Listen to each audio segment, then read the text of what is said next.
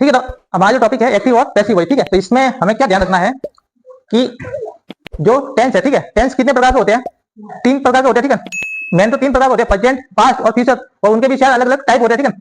तो टोटल मिला के 12 टेंस होते हैं, ठीक है। और जो एक्टिव पैसिव वॉइस है, ठीक है, उसमें कुछ टेंस ऐसे हैं जिनका एक्टिव से पैसिव है वो नहीं बनता है, ठीक है। तो कौन सी टेंस है? ये तो है प्रेजेंट परफेक्ट कंटिन्यूअस टेंस, ठीक है। ये तो कौन सा है? Present perfect continuous tense. एक तो इसका है वो पैसिव वॉइस नहीं बनता, ठीक है। एक है पास्ट परफेक्ट कंटिन्यूअस टेंस,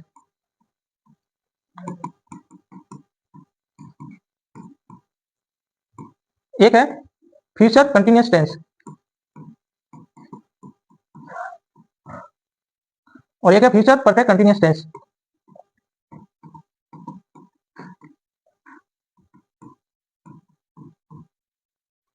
ठीक है ना, ये 4 टेंस है, इनका है वो पैसिव है वो नहीं बनता, ठीक है। और इनसे प्रश्न एक्टिव ऐसा पूछा भी नहीं जाएगा, ठीक है। तो हमें कितने टेंस ध्यान रखने हैं? 8 टेंस ध्यान रखने हैं, मतलब 12 में से 4 को हटा दो, ठीक है। तो कितने टेंस ध्यान रखने हैं? 8 टेंस, ठीक है। तो मैं आपको जो बाकी के जो 8 टेंस है, ठीक है, उनका किस टाइप से एक्टिव से पैसिव बनाना, ठीक है, तो उसका मैं आपको बताता हूँ। तो सबसे पहले है प्रेजेंट सिंपल टेंस, ठीक है। प्रेजेंट सिंपल टेंस, मैंने आपको टेंस वाला टॉपिक इसलिए पढ़ाया था क्योंकि वो टेंस का टॉपिक है वो आपको किसमें हेल्प करेगा? एक्टिव पैसिव वॉइस में भी हेल्प करेगा, डायरेक्ट इनडायरेक्ट जो आप पढ़ोगे उसमें भी हेल्प करेगा, ठीक है। अगर टेंस नहीं सीखोगे तो वो टॉपिक आगे आप नहीं सीख पाओगे, ठीक है। तो इसलिए मैंने आपको टेंस है वो पहले पढ़ा दिया, ठीक है। तो सबसे पहले प्रेजेंट सिंपल टेंस। तो प्रेजेंट सिंपल टेंस का फॉर्मूला क्या होता है? सब्जेक्ट प्लस वर्ब की फर्स्ट फॉर्म प्लस ऑब्जेक्ट, ठीक है। और एक और बात ये है कि एक्टिव से पैसिव बनाना, ठीक है। एक्टिव पैसिव वॉइस किसका बनता है? जिसका ऑब्जेक्ट हो, ठीक है। क्योंकि पैसिव क्या कहता है? पैसिव क्या बोलता है? ऑब्जेक्ट है वो इंपॉर्टेंट है, ठीक है। ऑब्जेक्ट की जरूरत पड़ती है। अगर मान लो ऐसी कोई वर्ब है जो आक्रामक है, कैसी है? आक्रामक है, ठीक है, जिसका ऑब्जेक्ट है ही नहीं, तो उसका पैसिव कैसे बनाओगे? नहीं बनेगा, ठीक है। तो जिसका ऑब्जेक्ट नहीं है उसका पैसिव है वो नहीं बनेगा, ठीक है। और देखिए मान लो एक सेंटेंस लिखा हुआ है, the kite flies very high. जो पतंग है वो बहुत ऊंचाई तक उड़ती है, ठीक है। पतंग है वो क्या करती है? बहुत ऊंचाई तक उड़ती है, ठीक है। अब इसमें देखो सब्जेक्ट तो है, काइट है, ठीक है, सब्जेक्ट है, लेकिन यहाँ पे क्या है? वर्ब भी है, लेकिन ऑब्जेक्ट है वो नहीं। ऑब्जेक्ट की जगह यहाँ पे क्या आ गया? एडजेक्टिव और एडवर्ब आ गया, ठीक है। क्या है? एडजेक्टिव और एडवर्ब, यानी कि ऑब्जेक्ट नहीं है, ठीक है। तो जब ऑब्जेक्ट ही नहीं है, ठीक है, तो वो उसका पैसिव है वो नहीं बनेगा, ठीक है।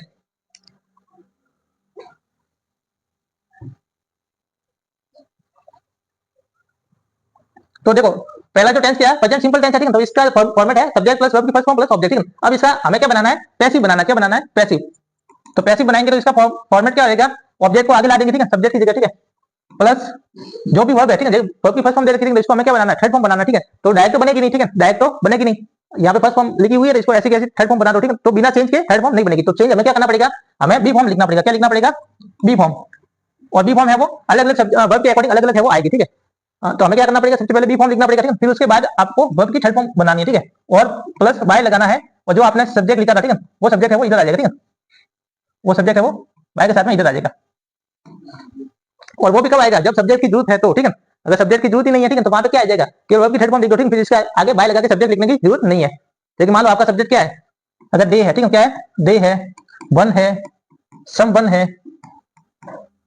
एनी वन है, ठीक है, एवरी वन है, या नो वन है, या एनी बड़ी है, या नो बड़ी है, सम बड़ी है, मतलब इस टाइप से अगर कोई सब्जेक्ट है, ठीक है, तो उसको आगे बाय लगा के ना भी लिखो तो भी चलता है, ठीक है। तो इस टाइप से जो अगर सब्जेक्ट लिखा हुआ है तो उसको नहीं भी लिखेंगे तो चलेगा। बाकी इसके अलावा दूसरा सब्जेक्ट लिखा हुआ है, ठीक है, तो उसको बाय के साथ में लिखेंगे, ठीक है।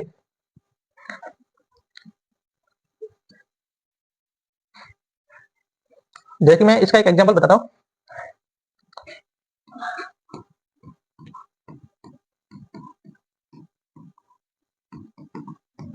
ही स्पीक्स इंग्लिश, वो इंग्लिश बोलता है, ठीक है।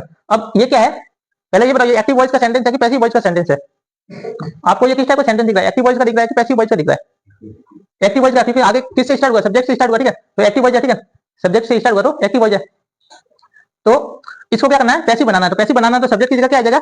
ऑब्जेक्ट आ जाएगा, ठीक है। तो इंग्लिश है वो आ जाएगा। एक्टिव पैसिव में क्या करते हैं? जो सब्जेक्ट है, ठीक है, उसकी जगह ऑब्जेक्ट को बिठा देते हैं, ठीक है। और भी मेन वर्ब को थर्ड फॉर्म बनाना है और बाय लगा के सब्जेक्ट को लिखना है, ठीक है।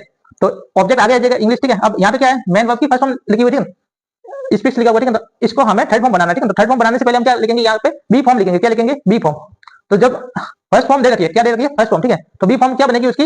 इज एम आर, और जो वर्ब दे रखी है, ठीक है, वो उसकी थर्ड फॉर्म हो जाएगी, ठीक है। उसकी क्या हो जाएगी? थर्ड फॉर्म हो जाएगी। लेकिन मान लो यहाँ पे क्या दे रखा है? सब्जेक्ट सिंगुलर है इसलिए यहाँ पे एस लगा, ठीक है, तो एस लगा सिंगुलर, तो हमें इसमें से कौन सी सिंगुलर हेल्पिंग वर्ब कौन सी है, इज एमआर में से इज, ठीक है, तो यहाँ पे क्या आ जाएगा इज, ठीक है। फिर इसके बाद में इसको थर्ड फॉर्म बनाना है, तो थर्ड फॉर्म इसकी बन जाएगी स्पोकन और बाय और ही है, ठीक है, इसका क्या बनेगा और ऑब्जेक्टिव केस लिखना, ठीक है, ही का ये तो सब्जेक्टिव केस है, ठीक है, ऑब्जेक्टिव केस क्या होगा हिम, ऑब्जेक्टिव केस क्या होगा हिम, ठीक है।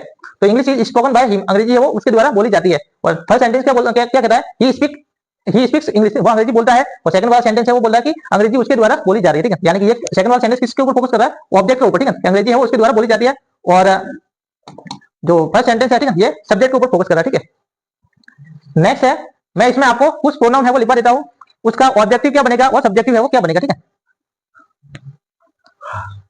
जैसे कि मान लो ही लिखा, ठीक है, तो इसका जो ये तो क्या है सब्जेक्टिव है, ठीक है, क्या है सब्जेक्टिव, सब्जेक्टिव यानी कि जब आपको सब्जेक्ट की जगह लिखोगे, ठीक है, कहां लिखोगे सब्जेक्ट की जगह, तो वहां पे तो आपको लिखना ही, और अगर ऑब्जेक्ट की जगह लिख लो, ठीक है, इसका ऑब्जेक्ट बना लो तो इसका क्या बनेगा हिम बनेगा, क्या बनेगा हिम।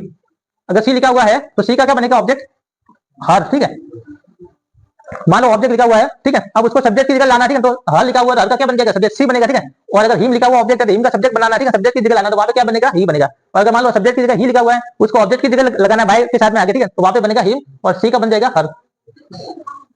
ईट का बनेगा ईट, दे का बनेगा देम,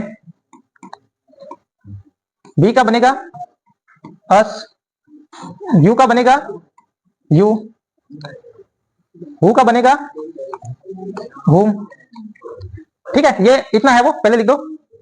ये ध्यान रखना जो सब्जेक्ट है, ठीक है, उसका ऑब्जेक्ट है वो क्या बनेगा वो आपको आना चाहिए, ठीक है, तभी आप एक्टिव पैसिव वॉइस है वो बना सकते हो, ठीक है, क्योंकि इसमें हमें क्या करना पड़ेगा ऑब्जेक्ट को सब्जेक्ट की जगह लाऊंगा, ठीक है, अगर दे है दे को अगर ऑब्जेक्ट की जगह लाऊंगे तो डैम लिखना पड़ेगा, और डैम लिखा हुआ है उसको सब्जेक्ट की जगह लाऊंगे तो दे लिखना पड़ेगा, ठीक है, तो ये लिख दो पहले।